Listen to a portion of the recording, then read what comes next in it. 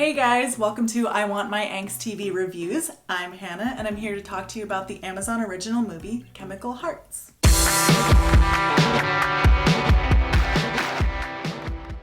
Chemical Hearts is based on a book written by Crystal Sutherland of the same name. Chemical Hearts is a love story about a high school senior who falls in love with a new transfer student who hides a heartbreaking secret. Lily Reinhart plays the lead, and she is very well known as the lovable Betty Cooper in Riverdale. Also very sexy in Hustlers. Austin Abrams is known for a movie that I personally love, Scary Stories to Tell in the Dark. Just thinking about it. As well as Kate's shitty boyfriend from This Is Us. I was honestly pleasantly surprised at the chemistry that they had on screen. I thought that both of their acting performances were amazing. I didn't expect anything less from Lily.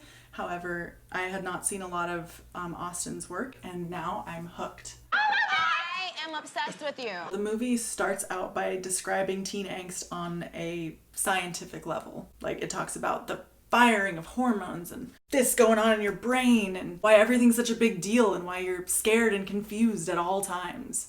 And it does that before it even introduces the characters. So you know this movie's going to be about angst. There's no need to argue. Parents just don't understand. If you're looking for a lighthearted film where boy meets girl, girl meets boy, they like each other, they might have some turmoil, but in the end, they live happily ever after, this is not the film for you.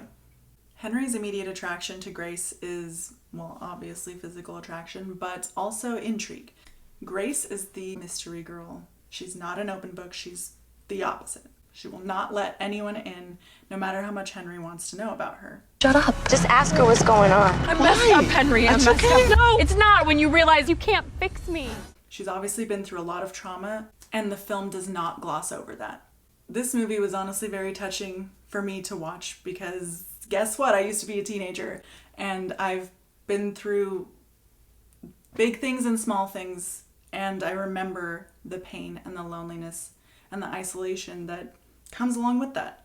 I also appreciated that the film sheds some light on how lonely every single teen can feel at any point in their life, no matter what's going on. A problem, big or small, can seem like the end of the world to a teenager, and it's not their fault. I think it's very important for every teen or adult who watches this movie to hear the message that's coming across, know that they're not alone, and that we are not our trauma. We're the product of the healing of that trauma. Being young is so painful. It's almost too much to feel. Here's your spoiler alert. I'm going to delve really deep into the plot of this movie, and if you don't want to know, hit pause now. I definitely really liked that both of the characters were writers, and they had writer's block in different ways. Henry liked to write his feelings down. Grace, I almost said Betty. Grace, however, didn't feel like she could write anything down after her traumatic experience happened. I just thought that that was interesting, that they showed that people can struggle in two different ways about the same thing. The struggle is real. The symbolism in this movie is insane. Henry just has this casual hobby of this ancient Japanese art form called kintsukuroi. Kintsukuroi is where you purposely destroy a vase or some form of pottery and you put it back together with lacquer made of gold dust. So you're putting something back together that was once broken, something to make it more beautiful. Get it? Get it? There's like some symbolism in there.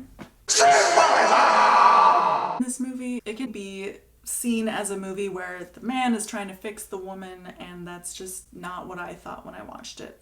I thought that Henry respected her and he gave her space when necessary. He gave her the room to be confused. He gave her the room to say, I do want to talk to you, and now I don't. I want to cry today, and now I don't. And she said she was confused multiple times, like I do, most days. I really liked how at the end of the movie, Henry was clearly ready to move on and go start his college life. Grace, however, decided to take a year off because she was comfortably lost. And she accepted that. And I loved that that was okay overall in the movie. Hey, it's gonna be okay. A few questions I do have about this movie. Is it supposed to be like a period piece taking place in 2009 or 10? Because that wasn't that long ago, okay.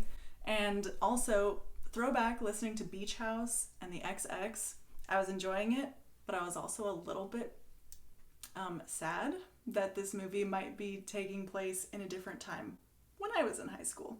Why did that make you sad? Because I'm like, how has it been that long that they can make a period piece about it? I'm old! I do have this one question, though. There's a moment where Grace decides to take Henry into her own little world, her meditation place. It's an abandoned factory that holds a koi pond somehow. Is this a normal place for a koi pond? Like, even before the place was abandoned, was that a normal place for it? How is it there? How are the fish still thriving? Okay, move on from that. I don't have many complaints about this movie personally. I was pleasantly surprised with the way that the story unfolded, and it definitely threw some surprises in there that I was not expecting. And I went in watching this thinking I was going to see just a classic teen romance, and it was not that. I appreciated that. In the end, watch this movie. I had a great time watching it. I laughed, I cried, I mostly cried, but it felt really good, and it made me feel comforted in ways that I was not expecting. Thank you so much for watching. Let me know what you thought about Chemical Hearts in the comments, and be sure to like, subscribe, and ring that bell if you want to see more angsty videos. Bye!